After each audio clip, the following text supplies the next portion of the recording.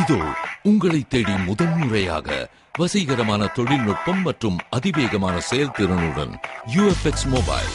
மெல்லிய தோற்றத்துடன் முற்றிலும் சிறப்பாக எல்லோருக்கும் எளிதாக UFX மொபைல். உங்கள் நவீன தலைமுறைக்கான mobile. UFX Mobiles make you move.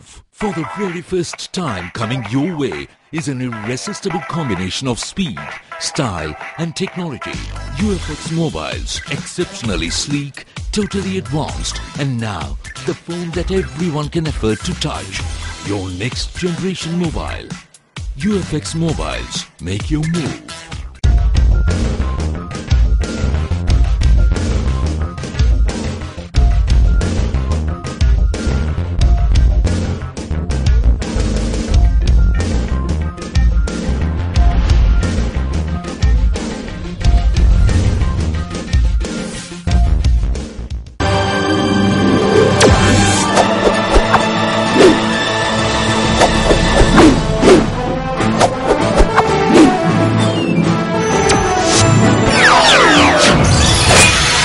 நீங்கள் பார்த்துக் கொண்டிருப்பது AJK டிவியின் புதுவை மாலை. வணக்கம். அதிகாரத்தில் உள்ளவர்கள் மனசாட்சிப்படி நடந்து மக்களுக்கு நியாயம் கிடைக்க பிராந்திய இடஒதுக்கீட்டை ரத்து செய்ய வேண்டும் என்று முன்னாள் அமைச்சர் திரு SP சிவக்குமார் வலியுறுத்தியுள்ளார். இதுகுறித்து முன்னாள் அமைச்சரும் திராவிட முன்னேற்றக் கழக மாநில துணை அமைப்பாளருமான திரு SP சிவக்குமார் கூறுகையில், புதுவை பிராந்தியத்தில் உள்ள சின்னஞ்சிறு பிள்ளைகள் முதற்கொண்டு பெரியவர்கள் வரை பிராந்திய இடஒதுக்கீட்டால் பாதிக்கப்பட்டு வருவதாகவும், பிராந்திய இடஒதுக்கீட்டிற்கு கிராமம் முதல் நகரம் வரை எதிர்ப்பு கிளம்பியுள்ளது.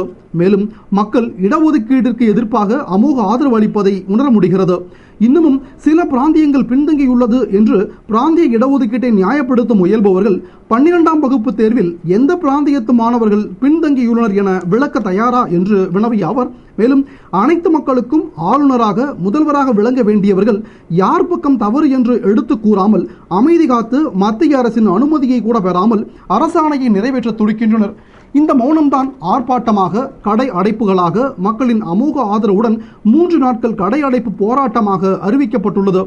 அந்த கடையடைப்பு போராட்டத்தை ஒரு நாள் போராட்டமாக மாற்ற வேண்டும் என்ற கோரிக்கையை போராட்ட குழுவினர் கவனத்தில் கொள்ள வேண்டும் என்றும், எல்லாவற்றிற்கும் மேலாக அதிகாரத்தில் உள்ளவர்கள் மனசாட்சிப்படி நடந்தால் புதுவை மக்களுக்கு நியாயம் கிடைத்துவிடும். எனவே மனசாட்சிப்படி நடந்து பிராந்திய இடஒதுக்கீட்டை ரத்து செய்ய வேண்டும் என அவர் வலியுறுத்தியுள்ளார். புதுவை லாசுப்பேட்டையில் ஒரு வீட்டின் படிக்கட்டின் அடியிலிருந்து 20க்கும் மேற்பட்ட கண்ணாடி விரியன் பாம்புகள் வெளியே வந்ததை கண்ட பொதுமக்கள் அதிர்ச்சியுற்று வனத்துறைக்கு தகவல் தெரிவித்து பாம்புகளை பிடித்தனர்.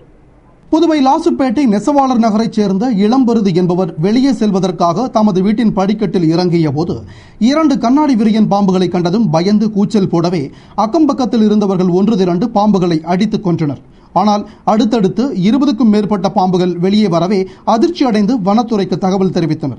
உடனே வனத்துறை ஊழியர்கள் விரைந்து வந்து பாம்புகளை பிடித்த போது அனைத்தும் குட்டி பாம்புகளாக இருப்பதால் படிக்கட்டின் அடியில் தாய்ப்பாம்பு இருக்கலாம் என்ற சந்தேகத்தில் உடைத்து பார்த்தபோது அங்கிருந்த குழாயில் சுமார் 6 அடி நீளமுள்ள பெரிய கண்ணாடி விரியன் பாம்பு இருப்பதை கண்டறிந்து அதனை பிடித்து பாதுகாப்பாக வனத்துறைக்கு எடுத்துச் சென்றதும் அந்த பாம்பு அங்கு மேலும் 10 குட்டிகளை ஈன்றது. இதுகுறித்து வனத்துறை மருத்துவர் குமரன் கூறுகையில், தானே புயலால் மரங்கள் வீழ்ந்து விட்டதால் பாம்புகள் மறைவான இடத்தில் தங்கியுள்ளதாகவும், தற்போது குட்டி ஈன்றுள்ள நிலையில் வெப்பம் காரணமாக குட்டி பாம்புகள் வெளியே வந்துள்ளது. அவை குட்டிகளாக இருந்தாலும் மிகவும் நச்சுத்தன்மை உள்ளது. விஷம் அதிகமான பாம்பு என்பதால் கடித்தவுடன் உயிரிழக்க வாய்ப்பு உள்ளது. எனவே பொதுமக்கள் இதுபோன்ற விஷத்தன்மை உள்ள பாம்புகளை கண்டால் கையால் பிடிக்க முயலாமல் கொல்வதற்கு முயற்சி செய்ய வேண்டாம். வனத்துறைக்கு தகவல் தெரிவிக்கும்படி அவர் கேட்டுக்கொண்டார். இப்போ பாம்புலேயே வந்து நிறையா வகை இருக்குது. முட்டை போட்டு குஞ்சு பொரிக்கிறது, நேராக குட்டி போடுறது, அது ஓவி பேரஸ், விவி பேரஸ்ன்ற மாதிரி. இப்போ இது வந்து இப்போது கட்டுவிரின் ஒரு 15 குட்டிக்கிட்ட போட்டிருக்கு. அங்கே சின்ன குட்டிலாம் அடித்து சாவடிச்சிட்ருக்குறாங்க. அதுக்கப்புறம் நம்ம வனத்துறையிலேருந்து சண்முகன்ற போய் இப்போ எடுத்துகிட்டு வந்து இப்போ நம்ம இங்கே வந்து ஒரு 10 குட்டிக்கிட்ட போட்டிருக்குது. இது குட்டி நாங்கள் கொஞ்ச நாள் பராமரிச்சுட்டு அதுக்கப்புறம் இயற்கை சூழலே விட்டுடுவோம். இப்போ ராஜநாகன் பார்த்தீங்கன்னா பாம்புலே அடை ஆக்சுவலாக கூடு கட்டி முட்டைக்கு அவயம் காத்து புஞ்சு பொறிக்கிறது இப்போ நம்மக்கிட்ட மலைப்பாம்பு பண்ணிட்டு இருக்குது. பாம்பு வகையிலே ராஜநாகம் மட்டும்தான் கூடு கட்டி முட்டை போட்டு குஞ்சு பொறிக்கிற வகை உண்டு. இப்போ நேராகவே முட்டை உள்ள வச்சு குஞ்சு பொறிக்கிற விவி பேரஸ்ன்ற மாதிரி இப்போ கண்ணாடி வெறியன் இருக்குது. ஏன்னா இப்போ பொதுமக்களுக்கு நாங்கள் என்ன சொல்லணும்னா, இப்போ வெயில் தன்மை அதிகமாக பாம்பு நிறையா இடத்துல முட்டை பொறிக்கிற சீசனு. சின்ன பாம்புன்ட்டு யாரும் கேர்லெஸ்ஸாக போய் கையால் பிடிக்கிறது இது பண்ணுறது வேணாம். வனத்துறைக்கு நீங்கள் இன்ஃபார்ம் பண்ணிங்கன்னா நாங்கள் வந்து ப்ராப்பராக அதை நல்லபடியாக எடுத்துகிட்டு வந்து பராமரித்து வேறு சூழ்நிலை விடுறதுக்கு சான்ஸ் இருக்குது. ஏன்னா இப்போ கண்ணாடி வெறியன்றதுலாம் ரொம்ப விஷத்தன்மை, நேராக கிட்னி ஃபெயிலியர் மேலே நம்மளுக்கு விஷத்தன்மை அதிகமாகச்சுன்னா கிட்னியை ஃபெயிலியர் ஆகிடும். குட்டி பாம்புக்கு விஷம் இருக்காதுன்னு தயவு செய்து நினைக்க வேணாம். கண்டிப்பாக குட்டிக்கும் விஷத்தன்மை, பெரிய பாம்புக்கு எவ்வளோ விஷத்தன்மை இருக்கோ அதே மாதிரி டே ஓல்டு பிறந்த குட்டிக்கும் அதே விஷத்தன்மை இருக்குன்றது தெரிவிச்சு மக்கள் திரண்டனர். மேலும் இது குறித்து பாம்பினை கண்ட வீட்டின் உரிமையாளர் கூறுகையில், லாஸ்பேட் நெசோல் நகரில் இருக்கோம். காலைல 6 மணி அளவுக்கு வந்து தூங்கி எழுந்துச்சி காலைல படிக்கட்டை வந்து சப்பியம் போல வரும்போது பார்த்தா லாஸ்ட்டு படிக்கிட்ட ரோட்டுக்கிட்ட பார்த்தா சின்ன ஒரு குட்டி பாம்பு இருந்தது. திடீர்னு நான் சரி பார்க்கும்போது சின்னதாக இருக்குது, என்னடா இது ஏதாவது பூரா தான் ஓடுதான்னு நினச்சிட்டு பூரா அண்ணன் இருக்கும் பார்த்தாக்கா பாம்பாக இருக்குது, சின்னதாக இருக்குது, பிறந்த குட்டி மாதிரி இருக்குது. இது பிறந்த குட்டி மாதிரி இருக்குன்னு சொல்லிட்டு கிட்ட வந்து எடுத்து நோத்தி பார்க்கும்போது அதை தொடர்ந்து படிக்கட்டு கீழே இன்னும் ஒரு 2 ஒவ்வொரு பாம்பு ஒரு 5 நிமிஷத்துக்கு ஒவ்வொரு பாம்பாக வந்துக்கிட்டே இருக்குது ஃபுல்லாகவே. இதனால அது வந்துகிட்டே இருக்குன்னு சொல்லிட்டு எல்லோரும் கூப்பிட்டு காமிக்கும்போது எல்லாம் தெருவில் இருக்கலாம் எல்லாம் வந்து பார்த்துட்டு, இல்லை இது வந்து கண்ணாடி வெறியம் பாம்பு, நீங்கள் உடனே வனத்துறைக்கு ஃபோன் பண்ணுங்கள், அவங்க வந்து ஒரு இடம் பிடிச்சிட்டு போடுவாங்க. இது பார்த்தீங்கன்னாக்க குறைஞ்சது ஒரு 30 குட்டிக்கு மேலே போடும், அதனால் உங்களால் ஒன்றும் பண்ண முடியாது, அவங்க வந்து அழகாக பிடிச்சிட்டு போயிடுவாங்க சொல்லுவேன். பைப்புகளை அப்படியே அடித்து வச்சுட்டு ஒரு 20 பாம்போட்டை எடுத்துட்டு வனத்துறைக்கு ஒப்படைச்சிட்டாரு.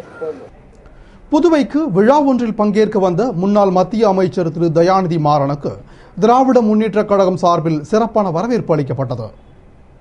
முன்னாள் மத்திய அமைச்சரும் நாடாளுமன்ற உறுப்பினருமான தயாநிதி மாறன் விழா ஒன்றில் பங்கேற்பதற்காக புதுவை வந்தார். அவருக்கு புதுவை மாநில திராவிட முன்னேற்ற கழகம் சார்பில் மாநில அமைப்பாளர் ஜானகிராமன் தலைமையில் சிறப்பான வரவேற்பு அளிக்கப்பட்டது.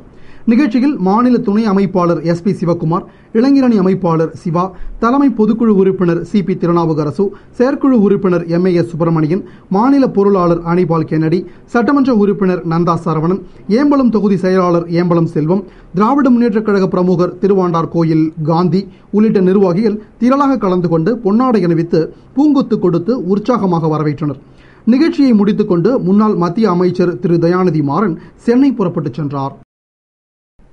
புதுவை வில்லியனூர் அருகே மெடிமிக்ஸ் தொழிலாளர் சங்கத்தினர் கோரிக்கைகளை வலியுறுத்தி தொடர்ந்து 34வது நாளாக போராட்டத்தில் ஈடுபட்டனர். புதுவை வில்லியனூர் கொம்பாக்கத்தில் உள்ள மெடிமிக்ஸ் நிறுவன தொழிலாளர்கள் சங்கத்தினர் உற்பத்தி இலக்கை தொழிற்சங்கத்துடன் கலந்து பேசி நிர்ணயம் செய்ய கோரி கடந்த 3 ஆண்டுகளாக சட்டபூர்வமாக போராடி வந்த நிலையில் கடந்த ஜூன் மாதம் 5ஆம் தேதி வேலை நிறுத்த போராட்டம் செய்தபோது நிர்வாகம் பேச்சுவார்த்தை நடத்தாமல் சட்டத்திற்கு புறம்பாக நிறுவனத்தை கதவடைப்பு செய்துவிட்டதால் அன்று முதல் தொடர்ந்து 34வது நாளாக மெடிமிக்ஸ் தொழிலாளர் சங்கத்தினர் போராட்டம் செய்தனர். போராட்டத்தில் நிறுவனத்தில் பணிபுரிந்த ஊழியர்கள் பங்கேற்று கோரிக்கைகளை வலியுறுத்தி ஆர்ப்பாட்டம் செய்தனர். மேலும் கோரிக்கைகள் நிறைவேறும் வரை போராட்டம் தொடரும் எனவும் அவர்கள் தெரிவித்தனர். என் பேர் வந்து கருப்பையா. நான் வந்து மெடிமிக்ஸ் தொழிலாளர் சங்கத்தில் பொருளாளராக இருக்கிறேன். வில்லியனூர் பகுதியில் ஒதியம்பேட்டு கிராமத்தில் அமைந்திருக்கிற மெடிமிக்ஸ் நிறுவனத்தில் நாங்கள்லாம் 18 வருஷமாக இரவும் பகலுமாக அந்த நிறுவனத்தோட வளர்ச்சிக்காண்டி பாடுபட்டோம். இந்த நிறுவனம் தொழிலாளர்களுடைய அடிப்படை உரிமைகளை வந்து எதுவுமே செய்யலை. அந்த அடிப்படையில் நாங்கள் வந்து தொழிற்சங்கம் கட்டி அமைச்சோம். தொழிற்சங்கம் கட்டி அமைச்சதுக்காண்டி இப்போ இந்த 2012 லாஸ்ட்டில் வந்து புதிய ஊதிய ஒப்பந்தம் வருது.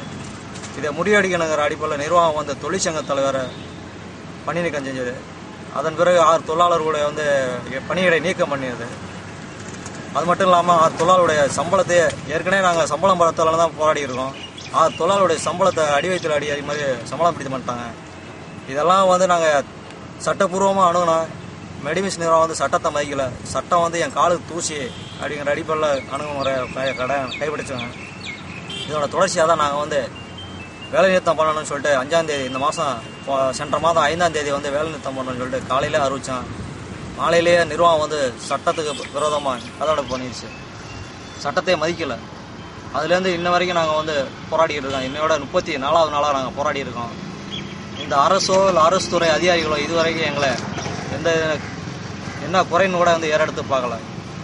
புதுவை முதலியார்பேட்டையில் விடுதலை சிறுத்தைகள் கட்சித் தலைவர் தொல் திருமாவளவன் பிறந்த நாளை முன்னிட்டு வைக்கப்பட்டிருந்த பதாகைகளை மர்ம நபர்கள் கிழித்ததால் அக்கட்சியினர் ஆர்ப்பாட்டத்தில் ஈடுபட்டனர்.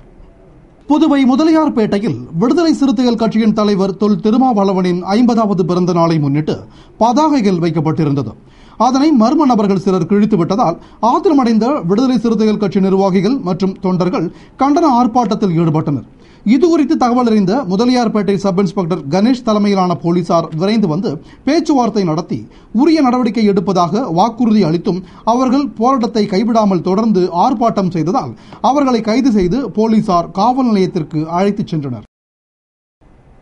புதுவை முதலியார்பேட்டை அருள்மிகு ஸ்ரீ வலம்புரி விநாயகர் ஆலய ஸ்ரீ குரு தட்சிணாமூர்த்தி பிரதிஷ்டை மற்றும் கும்பாபிஷேக விழாவில் சட்டமன்ற உறுப்பினர் பாஸ்கர் கலந்து கொண்டு சாமி தரிசனம் செய்தார்.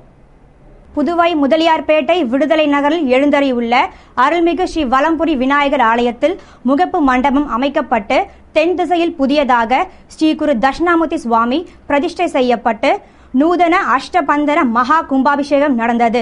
விழாவினை முன்னிட்டு முன்னதாக கோவிலில் விநாயகர் பூஜை, மகா சங்கல்பம், வாஸ்து சாந்தி, ரக்ஷாபந்தன கும்ப அலங்காரம், யாகசாலை பூஜை, அஷ்டபந்தன மருந்து சாத்துதல் போன்ற வழிபாடுகள் நடத்தப்பட்டு கலச புறப்பாடும் தொடர்ந்து குரு தட்சிணாமூர்த்தி சுவாமிக்கு மகா கும்பாபிஷேகமும் மகா தீப ஆராதனையும் நடந்தது.